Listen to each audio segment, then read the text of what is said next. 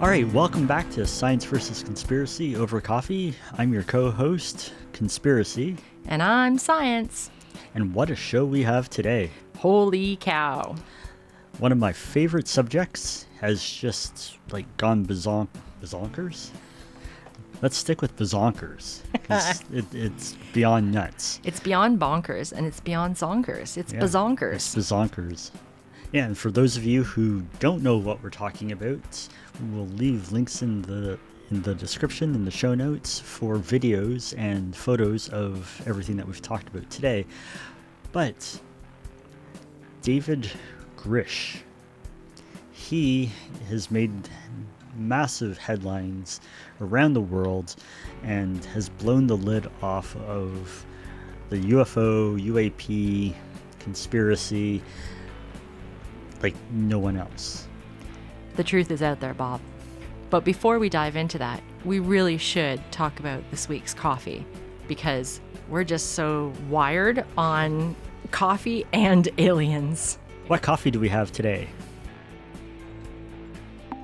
Okay, so your coffee this week is brought to you by Electric City Roasting. Do you know what Electric City is? Scranton, Pennsylvania. Scranton, what? The Electric City. That's right, Michael Scott's place of birth. Now, Michael Scott was not only the world's greatest boss, but he was also the best dad on the show The Office, without even being a biological father. He took care of Jim and Pam and Aaron and even Dwight and the rest of the crew. And just like he was their dad. Now celebrate the Michael Scott in your life this Father's Day with coffee from Electric City Roasting, right out of Scranton, Pennsylvania. Choose from several different blends, including our favorite, Roast Level Midnight. What a great name. Click the link in our description and use the code ELECTRIC25 to get 25% off site-wide. Let's brew some coffee, pull up a chair, and open your mind. Today on Science versus Conspiracy, we will be discussing UFO whistleblowers over coffee. We'll be right back.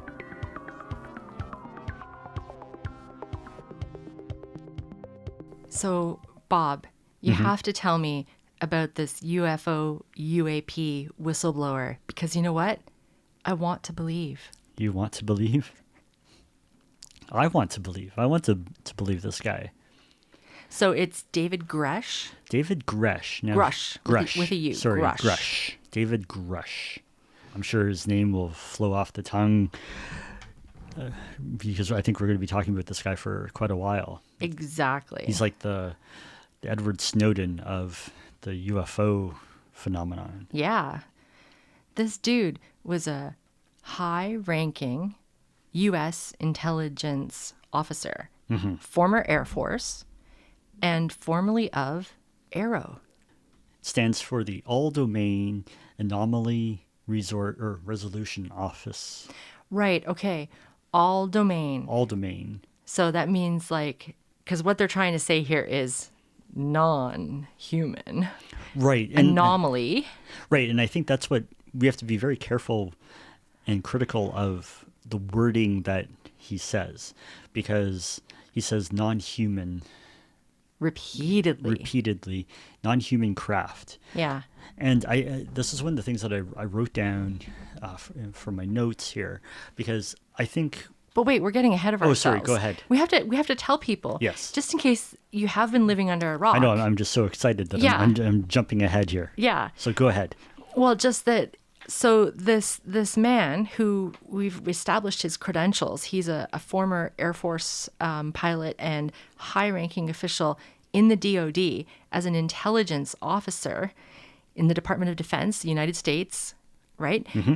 He has come out and publicly made statements, as well as they're calling him a whistleblower. He has submitted paperwork to the Inspector General of the DoD, making complaints to Congress that there's been a massive cover-up of non-human craft being found and, I guess, retrieved. Yeah, recovered, yeah. Recovered and it hasn't been shared. It's been highly classified and hidden such that it wasn't even shared with the very office that was meant to be investigating it. That's how secretive they're keeping it. Yeah, and this has been going on for decades. This isn't something new. Yeah. And from what I understand, well before Roswell. Wow. Now, I didn't read that far back into the Debrief or any of the documents that Leslie Kean had posted or written, rather, the journalist Leslie Kean with the Debrief. But we'll definitely be linking those in the show notes for you folks to go in and look at it all yourselves. But essentially, yeah, the gist of it is that other really high-ranking officials have disclosed to David that there are these retrievals and recoveries that have been going on forever, that his office, ARROW, the all domain anomaly recovery office, resolution office. Yeah. They're the ones who are supposed to be investigating aliens, UAPs, UFOs, and they weren't even told about it. Right. So this goes way beyond at the highest levels. Yeah. And he has massive amounts of trust placed in these people who have supposedly told him this. Right now it is all third party. So what he has presented to Congress has not been shown publicly because it's classified. And national security. National security risk, for sure. And this guy's checked out. We obviously haven't checked him out, but there have been a number of news outlets and journalists who have verified who he is and he checks out. Yeah. This is a real guy. He's an intelligent, articulate, well-spoken, he's not just a nut job. Of course, nut jobs can be, and I use the term nut job loosely because obviously that's insulting to people who have mental illness. But he is not just a conspiracy theorist in the loose sense of terms. Not that all conspiracy theorists are nut jobs. I'm not trying to dig myself into a hole here. I think you are, though. I unintentionally I know I got to quit while I'm ahead. But I mean, the fact is, he has legitimate credentials and would have very legitimate, reasonable, likely access to this type of information and to these type of people. That's what they're saying. It's very legitimate. Yeah, exactly. Okay, we watched the video this morning, the interview. What were your impressions? My impressions were that he's sitting on a time bomb. Like he looks like the cat who swallowed the canary, that euphemism. For someone who knows like some amazing things and just like wants to tell people. He's got some secrets. Like he looked, if this is all fake, he's portraying it really well because he seemed to carry himself well-spoken, knowledgeable, and it's just, and he even admitted like he's doing so at risk of his own peril. So, it seemed very legitimate to me, but without actually seeing any actual hard evidence. However, I'm sure you were going to get to this, the comments made by the Inspector General. Yeah, why don't you tell us about them? So he had submitted these whistleblower complaints that this knowledge of these recovery operations and what resulted from the recovery operations are being covered up. And the Inspector General has responded to say that his complaints are, quote, urgent and credible. Yeah, the DoD is taking this very seriously, which is unusual in these sorts of cases. Yeah, and it's laughed off a lot by the general public, too. But this, like, that actually, could give one goosebumps that it's taken to be urgent and credible. Like, whoa. Right. Yeah. And I think that's why I'm so excited about this, and everybody in the UFO field who have spent their lives researching this. They're so excited about this. Everybody keeps talking about disclosure, and the disclosure's coming. And I think for one of the first times, it actually might happen. Yeah, that's stunning. I know we keep saying UFO, alien, UAP, they're all kind of almost synonymous with each other, but the UAP community is just, I think, excited and elated from what we've seen. Mm-hmm. Okay, so now jumping back to what I was Yeah. getting into Yeah. before. Sorry. Yeah, no, I'm glad we need to talk about all this before we get to what I'm about to say. And that is, I think we have to be very careful, and because he's been very careful of the wording that he uses. Right. Non-human crafts. Okay. And now for decades, the U.S. government and other governments around the world have denied that aliens from another planet have been visiting the Earth, and that the UFOs, these alien crafts, don't exist. Right. So that brings us to the non-human craft. So if they're not aliens, and if the government has been telling us the truth that they're not aliens, then what are they? Are they multidimensional? Are crafts from parallel universes? They're not human. But not human means alien. I know, but not necessarily from outer space. And that's what they keep. No. It doesn't mean that. It doesn't mean they're not from outer space. It doesn't mean that they're from another dimension. It does, though. No, it doesn't. Because the governments around the world have, when asked the question, are we alone in the universe? Have aliens from another planet been visiting our Earth? They say no. Now we have this whistleblower talking about non-human crafts. So, yeah, because for the first time, they're acknowledging publicly that this isn't just the U.S. Army screwing around, because that is what decades of denial has been. It's been for example, everybody thought there were UFOs, we're going back to the 80s or 90s. Whenever it came out, they said, oh no, that's just the stealth, So it was always, oh no, that's just us. And then trying to experiment and mimic, interplanetary rapid flight, for example. Oh no, that's just us. So all these crashes, and that's what like they even show it on the X-Files and stuff, right?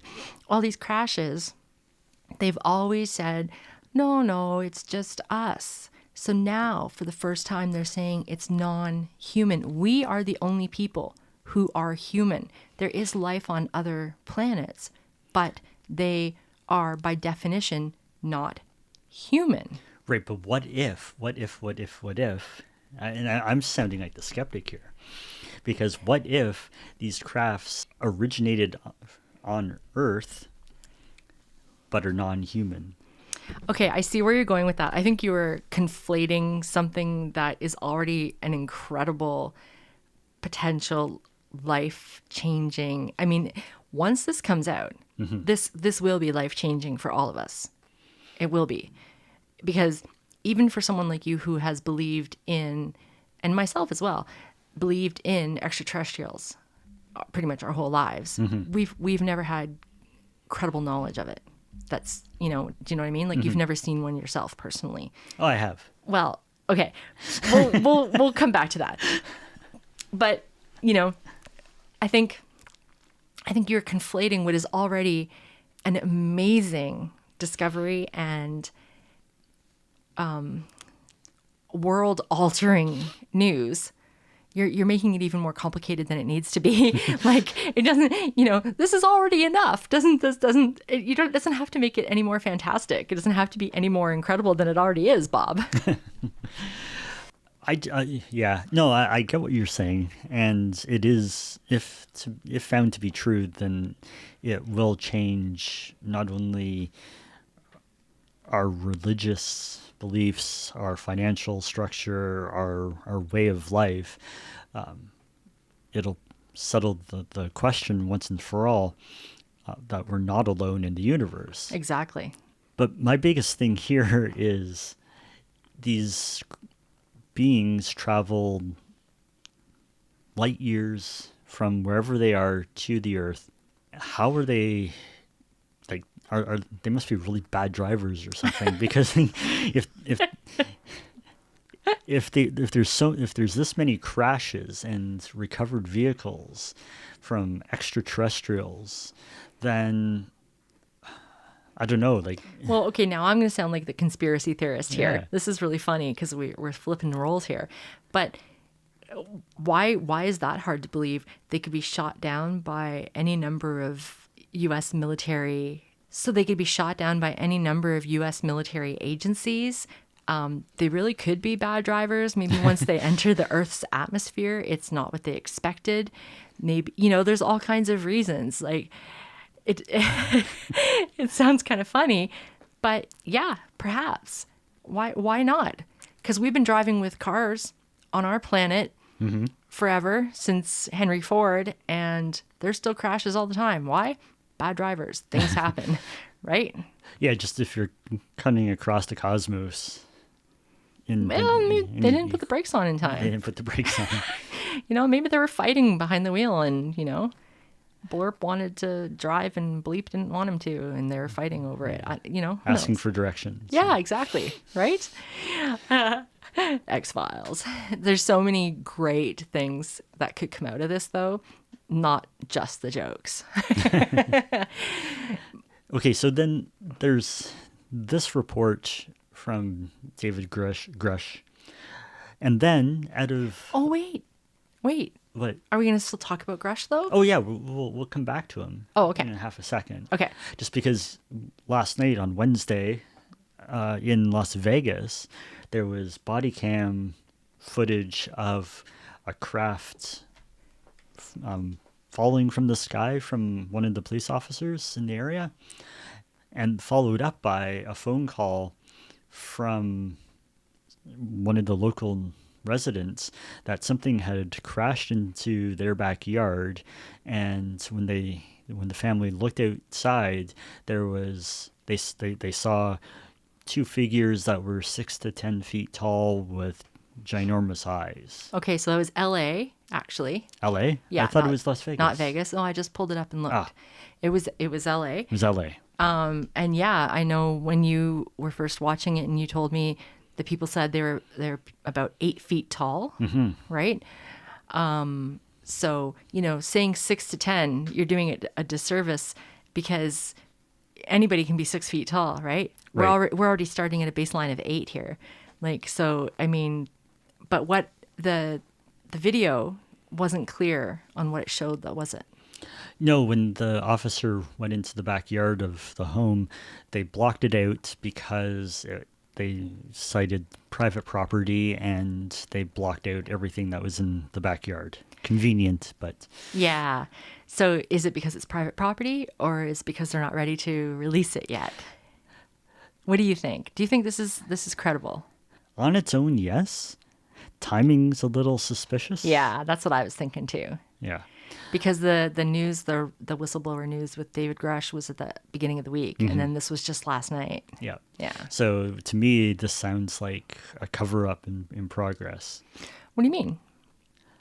Well, to quietly discredit him, because if there's all of a sudden crashed UFOs popping up everywhere, it's like the boy who cried wolf.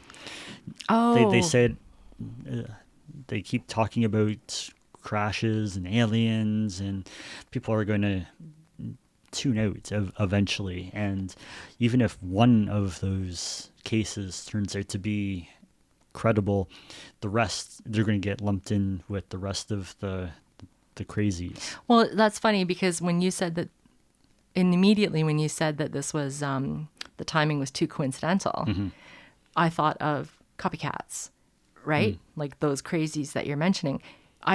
My mind did not go immediately to, oh, it's the government making something, covering it up so that they can discredit him. I didn't think that at all. I just thought, oh, okay, so people heard on the news about aliens, so now they're trying to like make it look like aliens have landed because they, they're, for whatever reason, they want fame, they want fortune, who knows?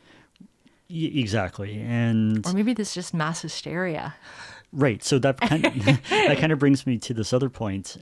And I keep going back, and I think we brought it up in another episode, but back in 1938 with the War of the Worlds radio broadcast, I still 100% believe that it was a military operation to gauge the public's readiness for the existence of UFOs.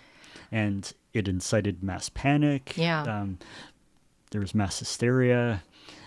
And I think back then the government decided that we're not ready yet. So fast forward to 2023, and this might be the updated version of War of the Worlds, gauging people's preparedness for disclosure. So if it were that scenario, then you're saying David Grusch is just in on it.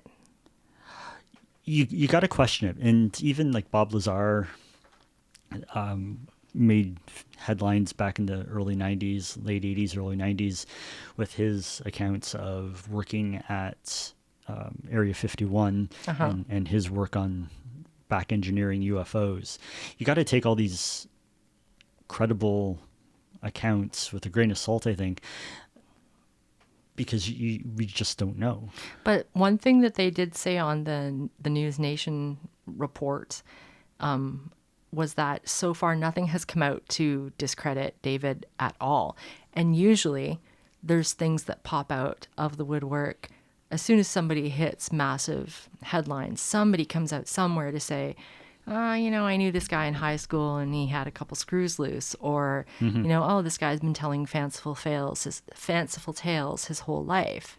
Nothing has come out yet at all, and especially not from the DoD, to discredit him yet. But you look at guys like Edward Snowden, who's exiled in Russia right now for releasing classified information. Is David not held to the same account, to the same standard as Edward Snowden? Oh, it's only been a couple of days. I know, but Snowden, let's wait and see. Yeah, well, Snowden, he did all this, and moments after The Guardian published his dump of classified information, there was warrants out for his arrest, and he was looking for asylum in any number of countries, and he settled in Russia. Maybe people don't take aliens as seriously. Well, they don't. I think it's becoming more mainstream over the last number of years, but it's still on the fringe of... And the thing is, too, we haven't seen what David had access to. It's still classified, whereas Snowden, it was all out there for everybody to see. That's true, too. So right now, it's kind of like, although the government would still have the knowledge to go and arrest him, public opinion is still out, right? Because obviously they've said everything's classified, so they can't release it. And so that's why we don't have any, you and I sitting here, armchair and analysts, right? Desk chair analysts have no further evidence to distinguish his credibility or incredibility. Right. Yeah. So time will tell. But boy, this is a really cool thing to talk about. It really is. And I don't want you to think that I'm being skeptical of, or I don't believe in what this guy has come forward with. I'm really excited, and I'm hoping that what he is saying is true. Yeah. And right now we have no reason to not believe him. Yeah. So speaking of UFOs over the city, we have merch, don't we, Bob? We do. We have Science versus Conspiracy over Coffee merch. And one of these is a really cool design that Bob himself came up with called UFO over the city. Over the city. So you can get this on a t-shirt, you can get it on a notebook, you can get it on a tote bag, a sticker, you can even get a matching shirt for your dad and your dog. So be sure to go to our website, scienceversusconspiracy.ca. We'll put the link in the description. And you can get 10% off right now using the code brand new, all one word. Okay, go ahead. So not only do we not have any evidence, Arrow has come right out and said that they deny having any verifiable info.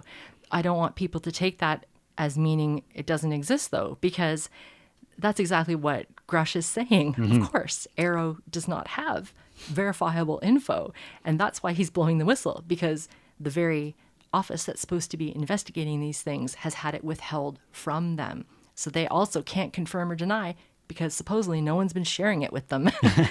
Right, it's the plausible deniability thing. If you don't share the right information, then the agency that's meant to investigate, then they can obviously say that they don't know anything about it. No, that's the wrong use of plausible deniability, though. Plausible deniability is when you actually know, like, don't tell me, I don't want to know. It's like Saul Goodman. Yeah, well, that's what I mean. Like, no, but they want to know. No, Arrow, they don't. No, they don't want to know. Arrow wants to know. They just haven't been told by the uppers in the DoD, and that's why I know Grusch is complaining.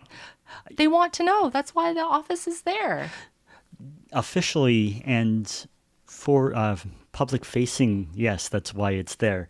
But we don't want to know, because then we can't. Then we can say that we don't know and that this stuff doesn't exist. They look the other way. Officially. Okay, so now you're back in the conspiracy seat. So that's good. And now we've reverted back to our actual roles. That probably is a good place to leave it then. Yes. You be you, I be me, and EBE. EBE. X-Files joke, good one. But folks, let us know if you have read the debrief. If you've watched the video, we'll put the link in the show notes, as Bob was saying. Let us know if you have had any strange encounters that you think might be otherworldly or other dimensional. But because there are a lot of things happening. That's it for this week. So, this is Science reminding you, stay curious, and boy are we curious, but rely on the facts. And remember, being paranoid is smart. We'll see you next time.